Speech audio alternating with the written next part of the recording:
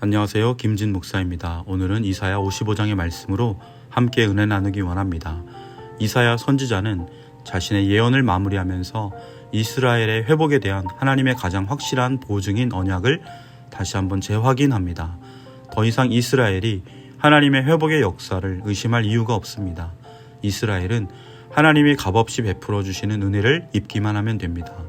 1, 2절에서 하나님은 지금까지 선지자를 통해 강조해 오셨듯이 백성들을 향해 값없이 베풀어 주시는 하나님의 은혜에 동참하라 외칩니다. 목마른 사람도 돈 없는 사람도 누구든지 와서 하나님의 은혜를 입으라 말씀합니다. 하나님의 은혜에 동참하는 데는 신분의 귀천이나 차별이 있을 수 없습니다. 대가를 지불할 필요도 없습니다. 모두 값없이 주시는 하나님의 구원의 잔치에 참여하기만 하면 됩니다. 3에서 5절 말씀에는 드디어 하나님께서는 이스라엘에게 영원한 언약을 재확인하십니다. 그런데 앞절에서 강조하였듯이 이 언약, 이 구원과 회복의 잔치는 특정인들만을 위한 초대가 아니라 모든 이스라엘을 향한 초대입니다. 이전에 다윗의 언약은 다윗 집안에 국한된 언약이었다면 새롭게 재확인하는 이 하나님의 언약은 온 이스라엘에 대한 언약으로 확장이 되어 하나님의 영원한 언약 안에 모든 이스라엘이 초대되었음을 선언합니다. 하지만 새로운 언약이 온 이스라엘로 그 수의 범위가 확대되었다 해서 다윗 집안이 배제된 새로운 계약을 의미하는 것은 아닙니다. 하나님은 하나님께서 만민의 인도자와 명령자로 삼으셨던 다윗과의 약속을 분명히 기억하십니다. 그렇기 때문에 새로운 언약은 다윗에게 초점을 맞춘 언약의 재확인이라는 성격도 있고 모든 백성이 참여한 영원한 언약이라는 특징도 있습니다. 하나님은 포로기 백성들의 거룩한 회복의 청사진을 모든 백성에게까지 확대된 그의 언약을 재확인함으로써 마무리하고자 하십니다. 앞절에서 하나님은 백성들에게 다윗 언약을 재확인해 주셨지만 그 언약을 잘못 믿고 있는 그들의 생각을 조금 수정해 주십니다. 이전에 다윗 언약을 맹신하는 사람들은 다윗 왕조는 영원한 왕조이고 그리고 하나님께서 택하신 예루살렘은 영원할 것이다 생각을 하였습니다.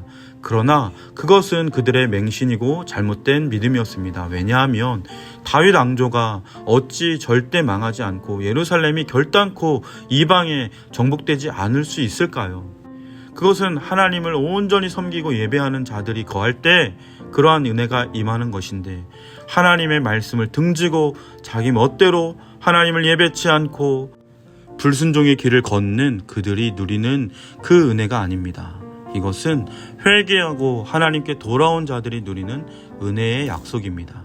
그렇기 때문에 하나님께서는 하나님이 베풀어 주신 이 회복과 구원의 잔치가 다윗 언약에 대한 맹신을 갖고 있는 자들이 누리는 것이 아니라 하나님께 다시금 회개하고 돌이키는 자들이 받게 될 그 은혜임을 말씀하고 계시는 것입니다.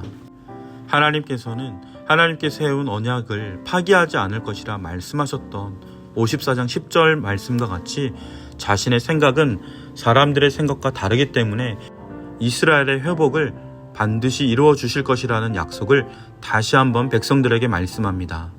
하나님께서는 내 입에서 나가는 말도 이와 같이 헛되이 내게로 되돌아오지 아니하고 나의 기뻐하는 뜻을 이루며 내가 보낸 일에 형통함이니라 라고 말씀합니다.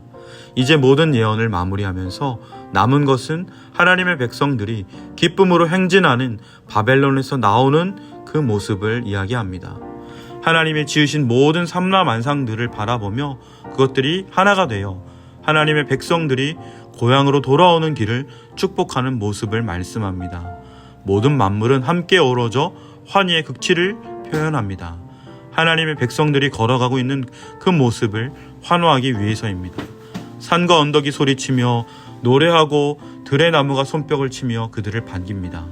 잣나무는 가시나무를 대신하고 갑진나무 화석류는 찔레를 대신하여 장차 올 백성들을 맞이할 것입니다. 그러면서 이 모든 것이 영원히 남아서 하나님께서 하신 위대한 일을 기념할 것이라 말씀합니다. 이렇게 이사야는 하나님이 행하실 위대한 역사를 기념하면서 40장부터 55장에 이르는 이 위대한 회복의 이야기를 다시 한번 재확인합니다. 하나님께서 베풀어 주시는 구원과 회복의 은혜는 우리가 값을 지불할 것이 없습니다. 왜냐하면 우리 하나님께서 값을 다 지불하셨기 때문입니다. 우리가 값없이 사기 때문에 이것이 가치가 없는 것이 아니라 하나님께서 이미 어마어마한 값을 지불하셨기 때문에 우리는 날마다 이 은혜 앞에 기뻐하며 감사하며 하나님을 찬양하며 예배해야 할 줄 믿습니다.